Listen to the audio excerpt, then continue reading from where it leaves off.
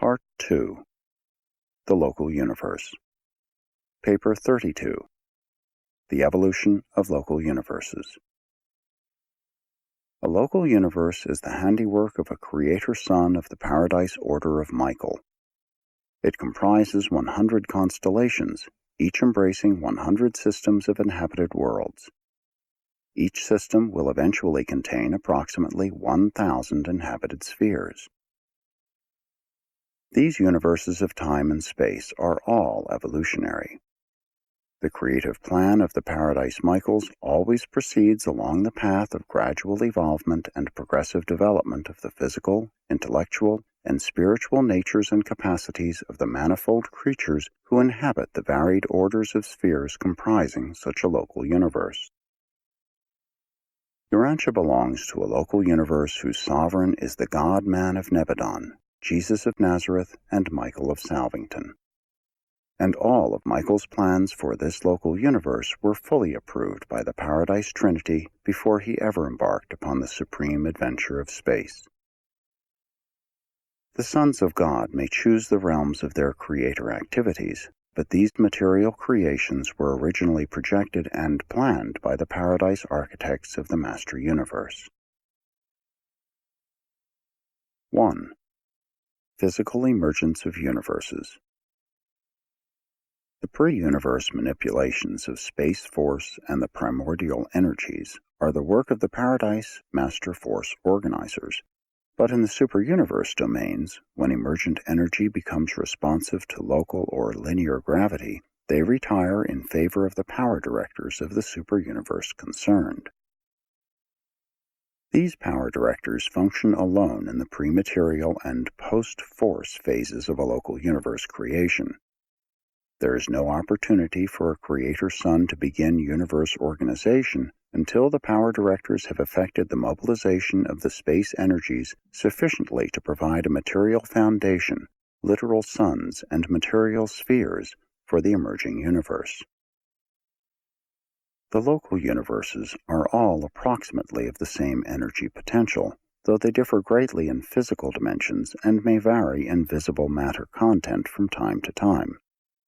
The power charge and potential matter endowment of a local universe are determined by the manipulations of the power directors and their predecessors, as well as by the creator son's activities and by the endowment of the inherent physical control possessed by his creative associate. The energy charge of a local universe is approximately 1/100,000th of the force endowment of its super-universe. In the case of Nebadon, your local universe, the mass materialization is a trifle less. Physically speaking, Nebadon possesses all of the physical endowment of energy and matter that may be found in any of the Orvanton local creations. The only physical limitation upon the developmental expansion of the Nebadon universe consists in the quantitative charge of space energy held captive by the gravity control of the associated powers and personalities of the combined universe mechanism. When energy matter has attained a certain stage in mass materialization, a Paradise creator son appears upon the scene, accompanied by a creative daughter of the infinite spirit. Simultaneously with the arrival of the creator son, work is begun upon the architectural sphere which is to become the headquarters world of the projected local universe. For long ages such a local creation evolves, suns become stabilized, planets form and swing into their orbits, while the work of creating the architectural worlds which are to serve as constellation headquarters and system capitals continues. 2. Universe organization. The creator sons are preceded in universe organization by the power directors and other beings originating in the third source and center. From the energies of space, thus previously organized, Michael, your creator son, established the inhabited realms of the universe of Nebadon, and ever since has been painstakingly devoted to their administration. From pre-existent energy, these divine sons materialize visible matter, project living creatures, and with the cooperation of the universe presence of the infinite spirit, create a diverse retinue of spirit personalities. These power directors and energy controllers, who long preceded the Creator Sun in the preliminary physical work of universe organization, later serve in magnificent liaison with this universe Sun, forever remaining in associated control of those energies which they originally organized and circuitized. On Salvington there now function the same 100 power centers who cooperated with your Creator Sun in the original formation of this local universe. The first completed act of physical creation in Nebadon consisted in the organization of the headquarters world, the architectural sphere of Salvington, with its satellites. From the time of the initial moves of the power centers and physical controllers to the arrival of the living staff on the completed spheres of Salvington, there intervened a little over 1 billion years of your present planetary time. The construction of Salvington was immediately followed by the creation of the 100 headquarters worlds of the projected constellations and the 10,000 headquarters spheres of the projected local systems of planetary control and administration, together with their architectural satellites. Such architectural worlds are designed to accommodate both physical and spiritual personalities, as well as the intervening Urantia or transition stages of being. Salvington, the headquarters world of Nebadon, is situated at the exact energy mass center of the local universe.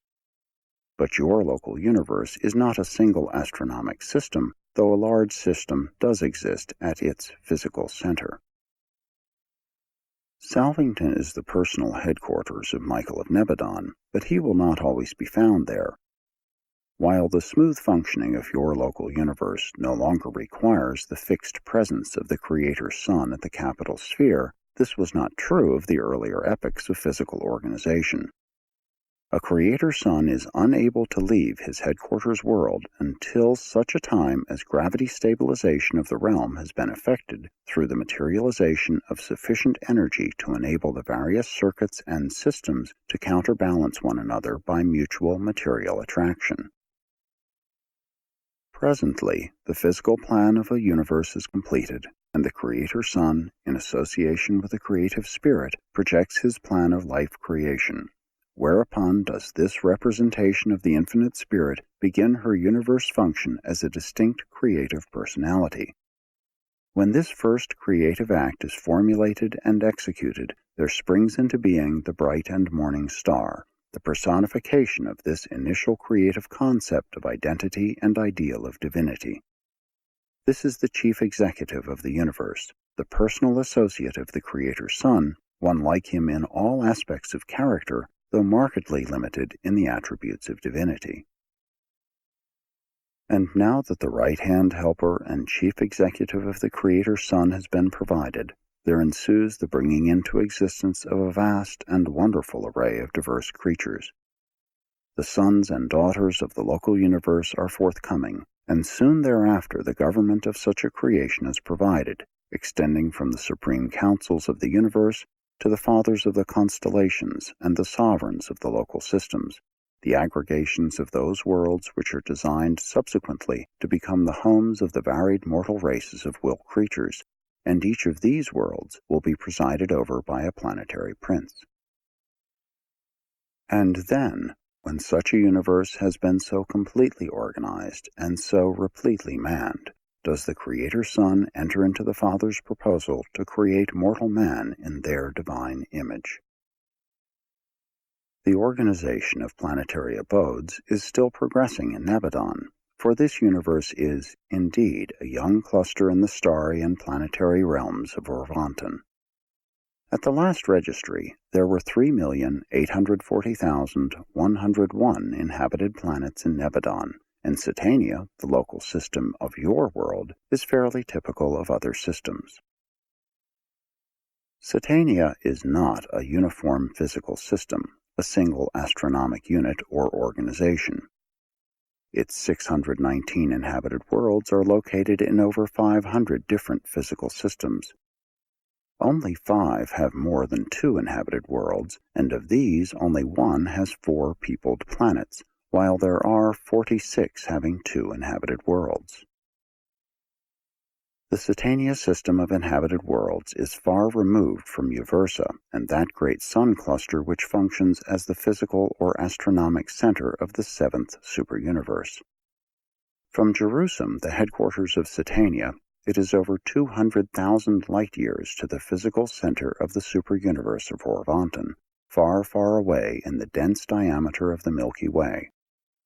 Satania is on the periphery of the local universe, and Nebadon is now well out towards the edge of Orvanton. From the outermost system of inhabited worlds to the center of the superuniverse is a trifle less than 250,000 light-years.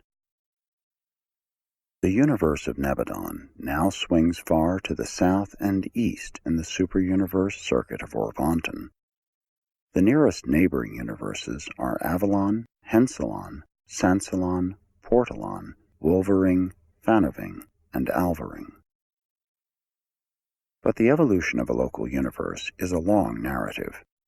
Papers dealing with the superuniverse introduce this subject, those of this section, treating of the local creations, continue it, while those to follow, touching upon the history and destiny of Urantia, complete the story.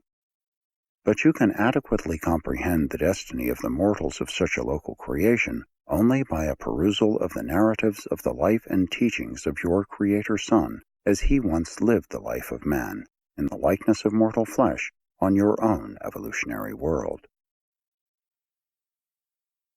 3. The evolutionary idea. The only creation that is perfectly settled is Havona, the central universe, which was made directly by the thought of the Universal Father and the Word of the Eternal Son. Havona is an existential, perfect, and replete universe, surrounding the home of the eternal deities, the center of all things. The creations of the seven superuniverses are finite, evolutionary, and consistently progressive. The physical systems of time and space are all evolutionary in origin. They are not even physically stabilized until they are swung into the settled circuits of their superuniverses. Neither is a local universe settled in light and life until its physical possibilities of expansion and development have been exhausted, and until the spiritual status of all its inhabited worlds has been forever settled and stabilized. Except in the central universe, perfection is a progressive attainment. In the central creation we have a pattern of perfection, but all other realms must attain that perfection by the methods established for the advancement of those particular worlds or universes. And an almost infinite variety characterizes the plans of the Creator's sons for organizing, evolving, disciplining, and settling their respective local universes.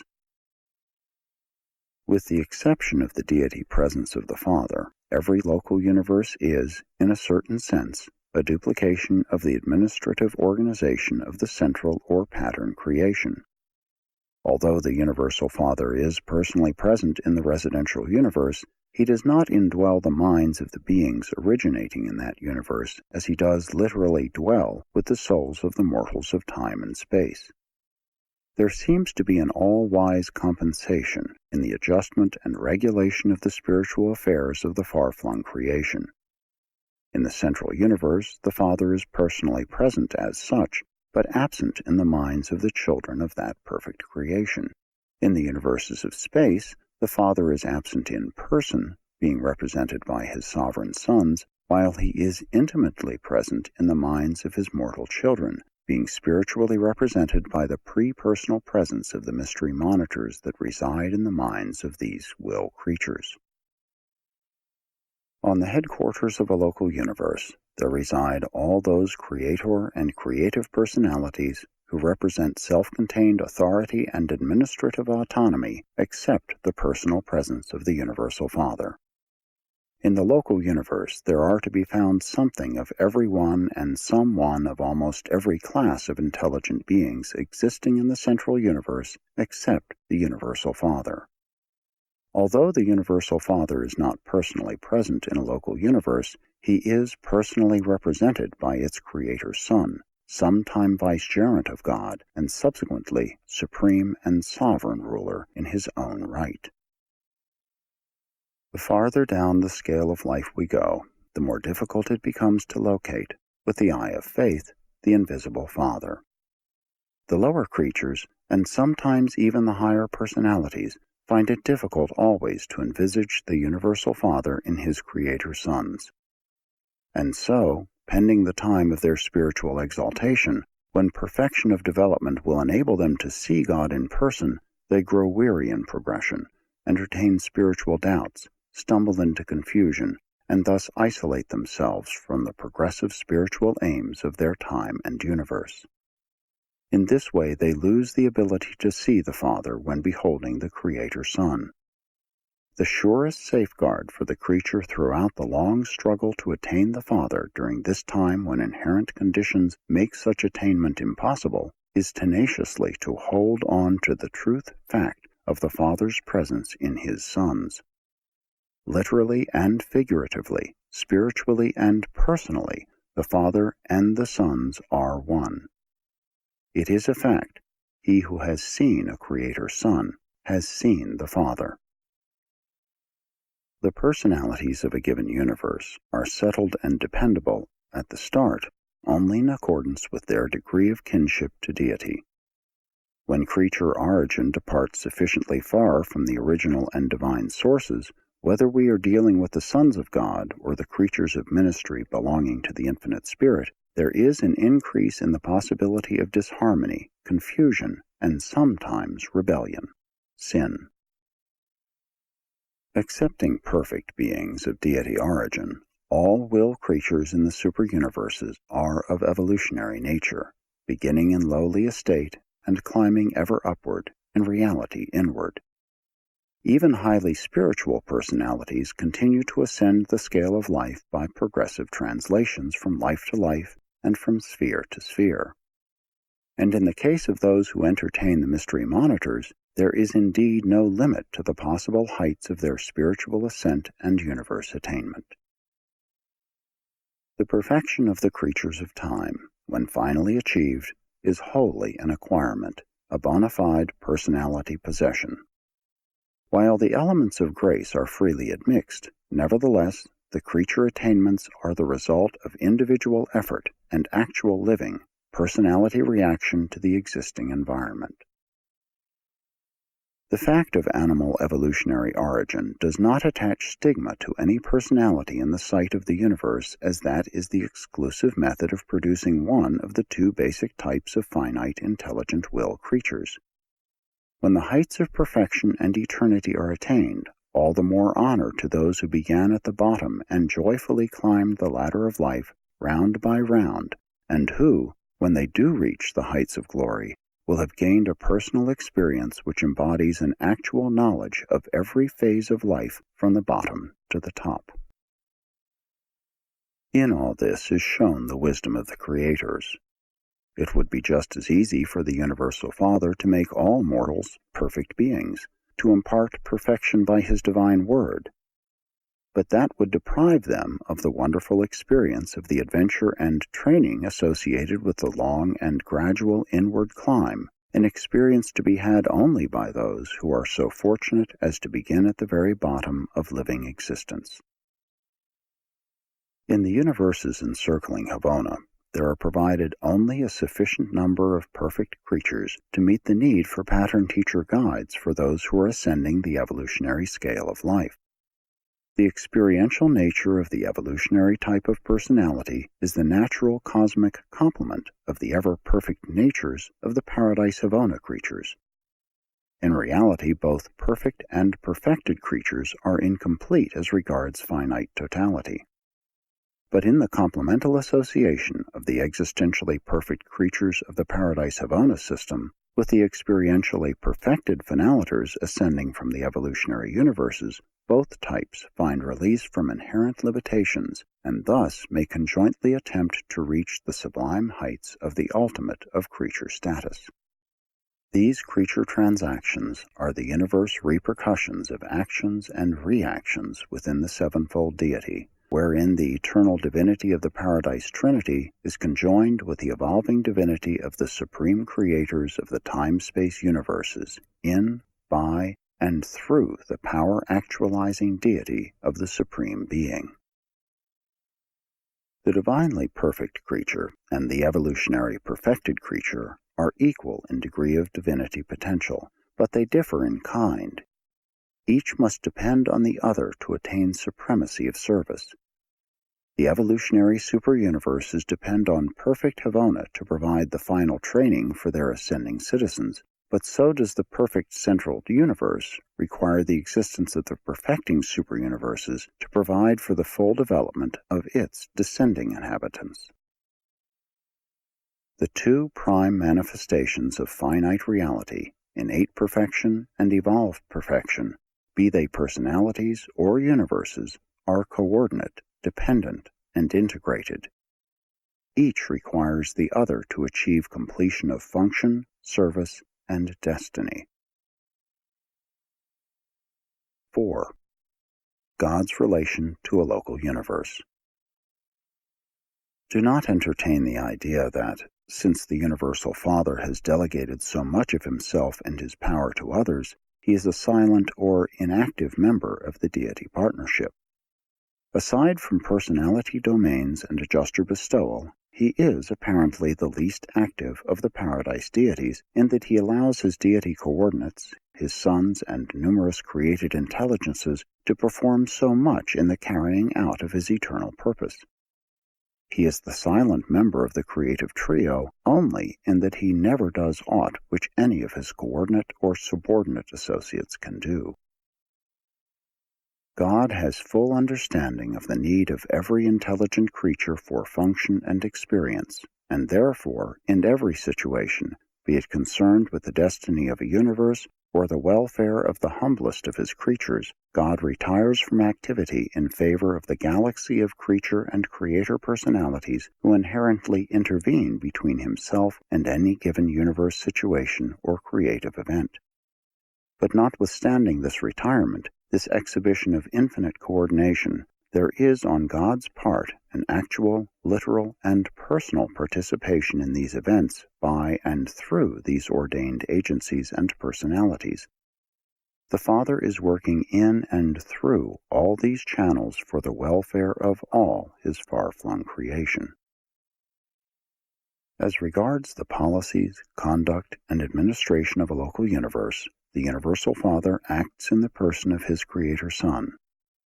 In the interrelationships of the sons of God, in the group associations of the personalities of origin in the third source and center, or in the relationship between any other creatures, such as human beings, as concerns such associations, the Universal Father never intervenes.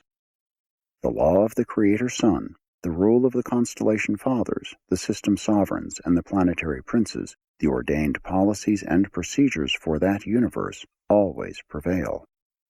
There is no division of authority. Never is there a cross-working of divine power and purpose. The deities are in perfect and eternal unanimity. The Creator's Son rules supreme in all matters of ethical associations, the relations of any division of creatures to any other class of creatures, or of two or more individuals within any given group. But such a plan does not mean that the Universal Father may not in his own way intervene and do aught that pleases the divine mind with any individual creature throughout all creation, as pertains to that individual's present status or future prospects and as concerns the Father's eternal plan and infinite purpose. In the mortal will creatures, the Father is actually present in the indwelling adjuster, a fragment of his pre-personal spirit, and the Father is also the source of the personality of such a mortal will creature. These thought adjusters, the bestowals of the Universal Father, are comparatively isolated. They indwell human minds but have no discernible connection with the ethical affairs of a local creation. They are not directly coordinated with the seraphic service, nor with the administration of systems, constellation, or a local universe, not even with the rule of a Creator Son, whose will is the supreme law of his universe. The indwelling adjusters are one of God's separate but unified modes of contact with the creatures of his all but infinite creation.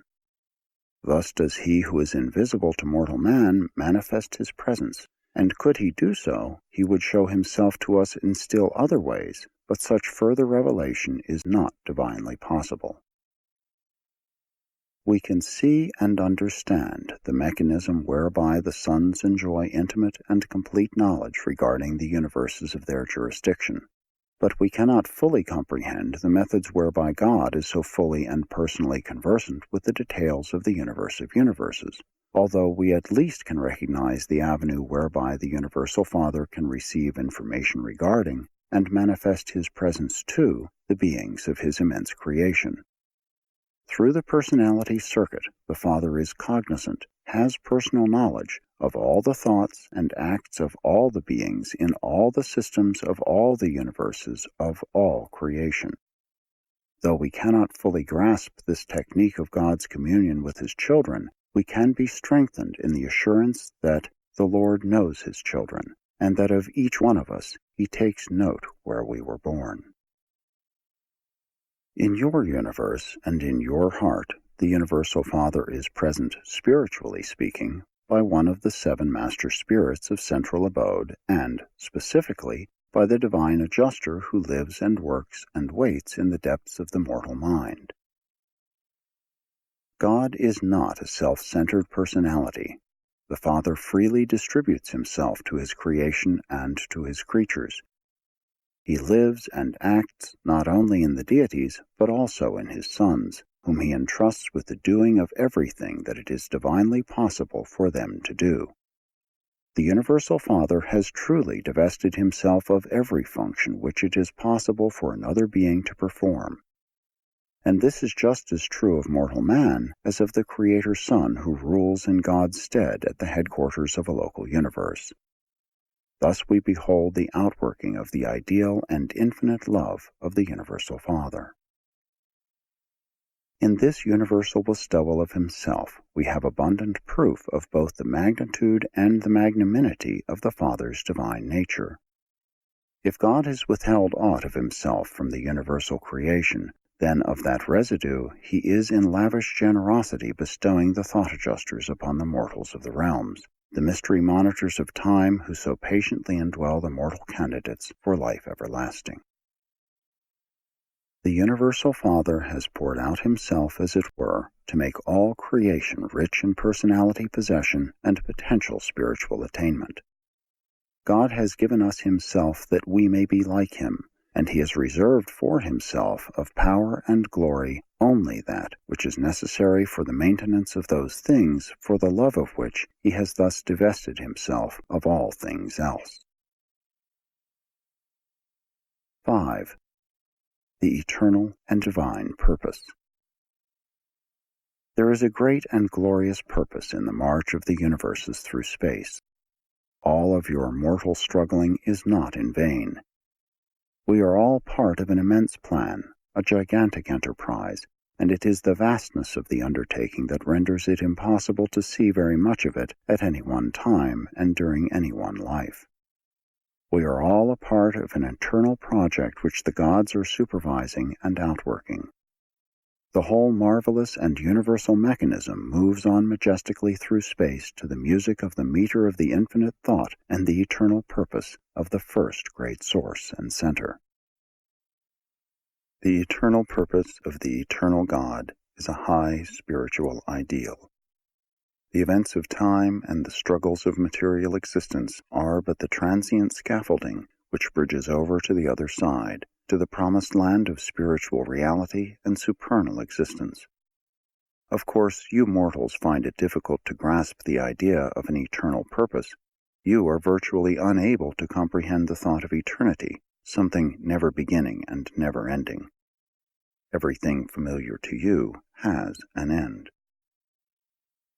As regards an individual life, the duration of a realm, or the chronology of any connected series of events, it would seem that we are dealing with an isolated stretch of time. Everything seems to have a beginning and an end. And it would appear that a series of such experiences, lives, ages, or epochs, when successively arranged, constitutes a straightaway drive, an isolated event of time flashing momentarily across the infinite face of eternity. But when we look at all this from behind the scenes, a more comprehensive view and a more complete understanding suggest that such an explanation is inadequate, disconnected, and wholly unsuited properly to account for and otherwise to correlate the transactions of time with the underlying purposes and basic reactions of eternity. To me, it seems more fitting, for purposes of explanation to the mortal mind, to conceive of eternity as a cycle and the eternal purpose as an endless circle, a cycle of eternity in some way synchronized with the transient material cycles of time. As regards the sectors of time connected with and forming a part of the cycle of eternity, we are forced to recognize that such temporary epochs are born, live, and die, just as the temporary beings of time are born, live, and die.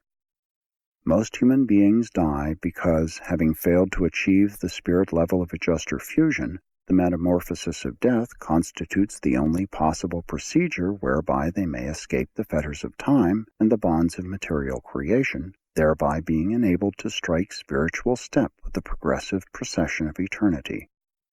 Having survived the trial life of time and material existence, it becomes possible for you to continue on in touch with, even as a part of, eternity, swinging on forever with the worlds of space around the circle of the eternal ages.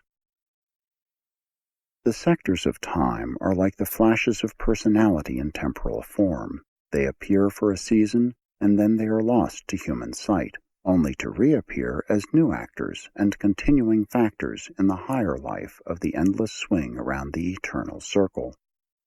Eternity can hardly be conceived as a straightaway drive, in view of our belief in a delimited universe moving over a vast elongated circle around the central indwelling place of the Eternal Father. Frankly, eternity is incomprehensible to the finite mind of time. You simply cannot grasp it. You cannot comprehend it. I do not completely visualize it, and even if I did, it would be impossible for me to convey my concept to the human mind.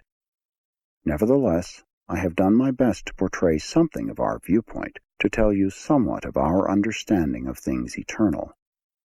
I am endeavoring to aid you in the crystallization of your thoughts about these values which are of infinite nature and eternal import.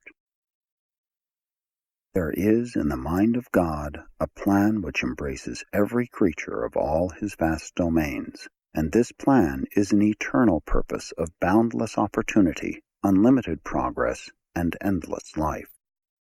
And the infinite treasures of such a matchless career are yours for the striving. The goal of eternity is ahead.